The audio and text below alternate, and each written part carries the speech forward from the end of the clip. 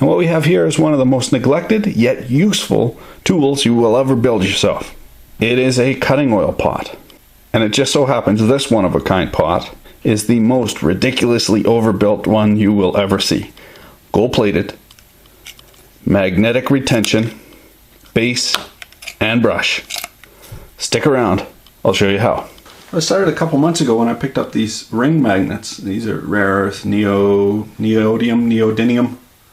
We're going to go with neodymium just because it'll piss people off. Magnets. And I didn't really know what I was going to do with them, but you know, I'm a little boy at heart and magnets are friggin' awesome. Like, how do they work? Magic. And then I got to thinking, well, this is the Astroglide pot I use now. It's got a little magnet on the bottom there, and the brush sits on there okay, but it kind of falls over and does fall out once in a while. And I realized the magnet goes right through, or the brush goes right through the magnet. So that gave me an idea. I just got myself some big JIC hydraulic caps and plugs.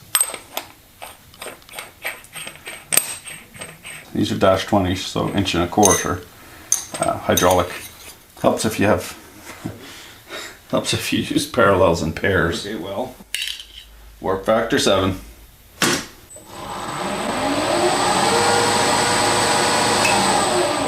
I said, disengage back here, Mr. Sulu. Oh. Holy. Freaking hard to get good help. Hard to get a good help these days.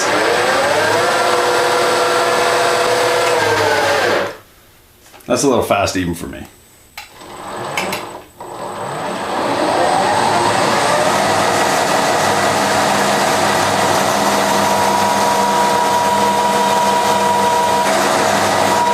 Somebody commented recently that if you see smoke, you're drilling too fast. I really think he was talking about wood. Now, I want to put a magneti in the bottom of this, but I don't know how thick this is. I'm just going to measure it. 0. Stupid gloves. Yeah. I know. And we 0. 160, so a millimeter more than an 1/8. I don't have a magnet that thin. I'm gonna have to put a small magnet in the meat of her on the periphery. I found a teeny tiny little magnet in my bag of tricks. I'm using my crappy Mitutoyo dial indicators because I don't like magnetizing my good calipers. Sure enough, 1/4 inch. And the little magnet doesn't have to be anything special. It doesn't have to be strong enough to hold it in an hygiene turn. It just has to give it a little sticktivity while you're shaking your fillings out, run on the worn out Bridgeport. Now comes the time to put a little lipstick on this pig. I'm going to put a little chamfer on there.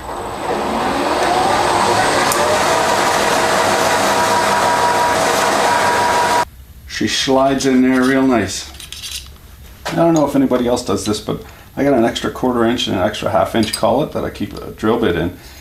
And I just put a nice tight little O-ring on both so that when they're sitting in the collet holder, you don't lose your drill bit. And you just go and grab it anytime you need it. I don't know about you, but the quality of work I do, I generally don't need any fancy uptown drill bits other than your standard 1/4 inch and your 1/2 inch. Maybe you're one of those highfalutin types that likes the 3/8. Hey, I don't judge.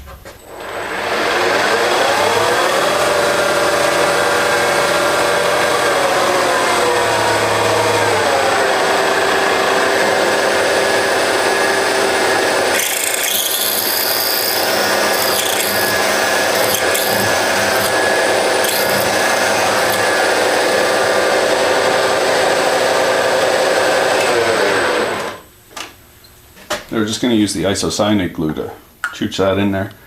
And we're going to clean it out first with everyone's favorite libation, very clean. Here's a trick an old cat skinning buddy taught me. You actually got to shake this until you can hear the ball rattling around.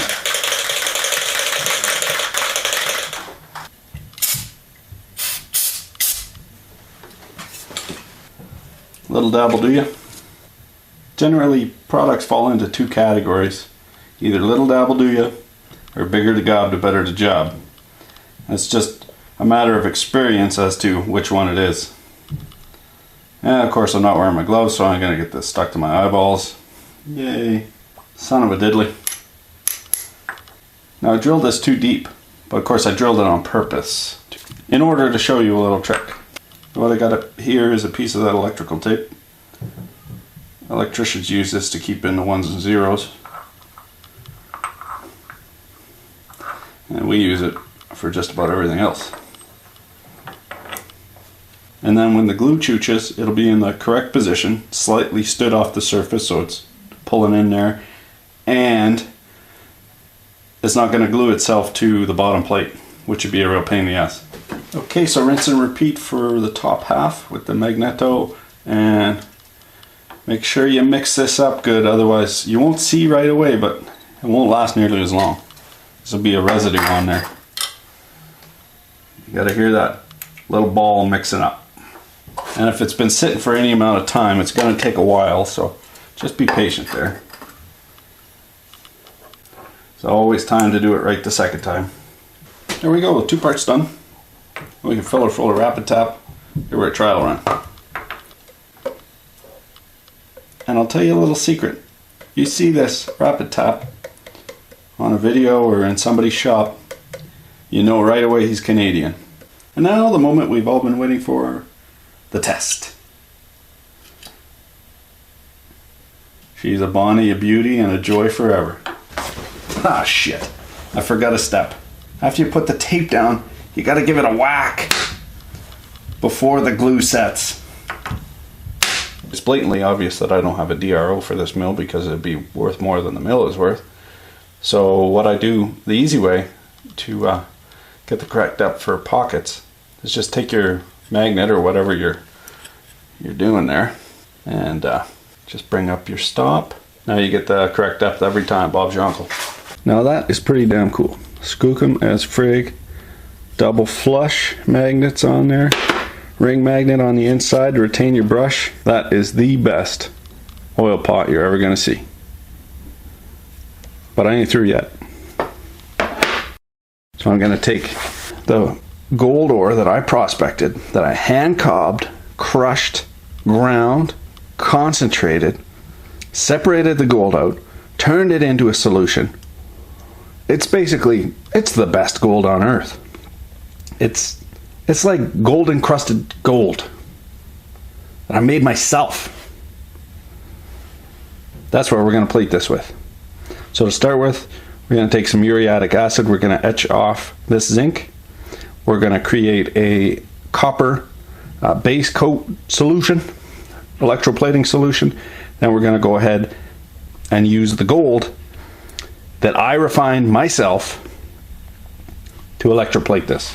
Well, today is tomorrow and we've got some new developments here. This is the muriatic acid and the parts. I've taken the zinc off, most of the zinc hopefully. So I got myself jacked into the World Wide Web there, and on Instructables there's a really good, easy way for copper electroplating. It was written by A. Steingrube, so much obliged. He will never see this, but I appreciate it nonetheless. And essentially what this is common household chemicals. It's just vinegar and hydrogen peroxide with a copper scrub bud in there, and I left it overnight, and you can see there's obviously something magical going on because it's a beautiful blue color. Now you might be wondering why we want to take this part and put copper on it when the ultimate goal is to put gold on it. Why don't we just put gold on it directly? That has to do with the electronegativity, and I'm not going to get into too much of a detail, but essentially you look up the chart here and you want the difference in potential between the two metals that you're plating to be as little as possible. Now we know aluminum is essentially impossible to electroplate, and if you look at the numbers here, they're real high. So for instance, the difference between gold and aluminum is 3.16. So what we want to do is we want to do jumps of 1 or less. So if we go zinc to iron, it's 0.32. But if we go zinc to copper, it's 1.1. So we're going to get rid of the zinc, and we're going to go iron to copper, which is 0.78, and then we're going to go copper to gold, which is 1.16 rather. So the higher this number in the chart, the bigger the difference in potential and the harder it is to plate. We've got the copper scrub brush as the anode. A comes before C, so it's positive. And we've got the nice dulled. It's already starting to corrode, so we got to get that in here pretty quick. And here is the copper acetate solution. Beautiful Star Trek drink blue. And I've got some distilled water here because clearly there's not enough.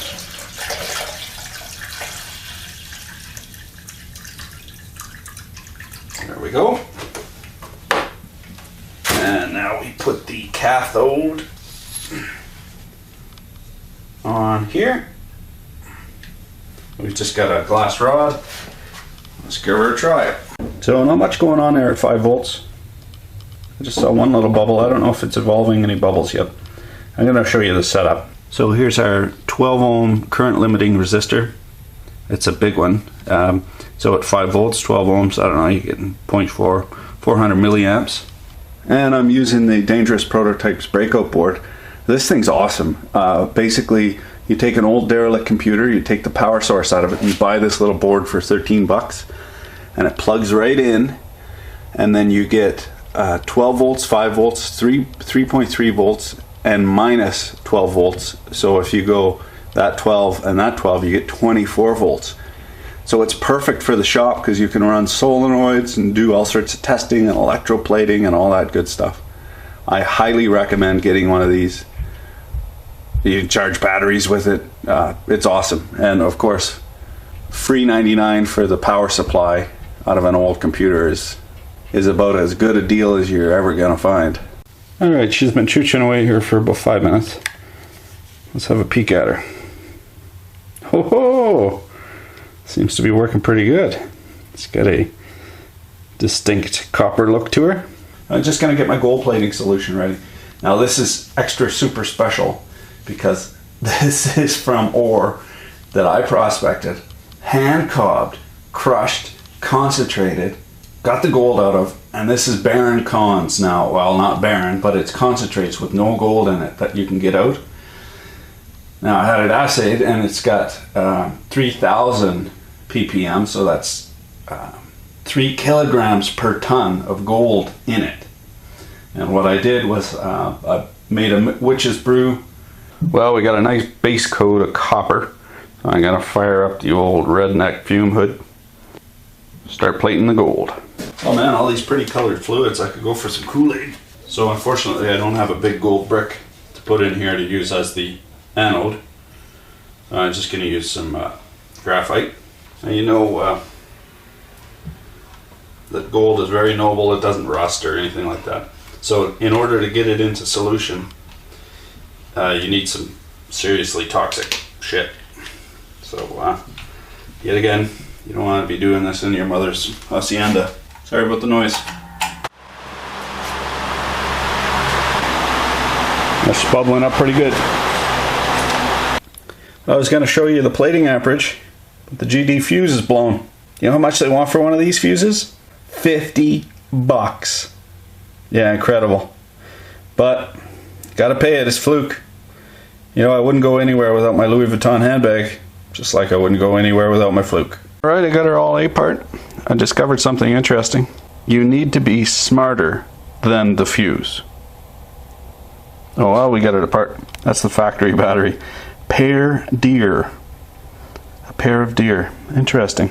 Nothing but top quality name brand stuff when you buy a fluke. And funny, for 50 bucks it's not all that diamond encrusted.